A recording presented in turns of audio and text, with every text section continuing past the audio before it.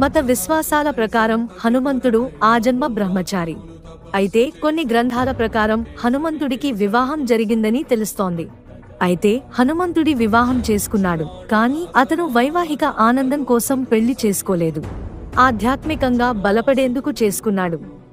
4 ప్రధాన జ్ఞానాలు సంపాదించుకోవడం కోసం వివాహం.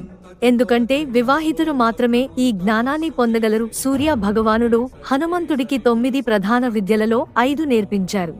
మిగిలిన 4 విద్యల గురించి అడిగితే అవి కేవలం పెళ్లైన వ్యక్తులకు మాత్రమే నేర్పించాలని సూర్యదేవుడు చెప్పడంతో విద్యలు నేర్చుకునేందుకు తన గురువు ఆజ్ఞ పాటించి పెళ్లికి సిద్ధమవుతాడు.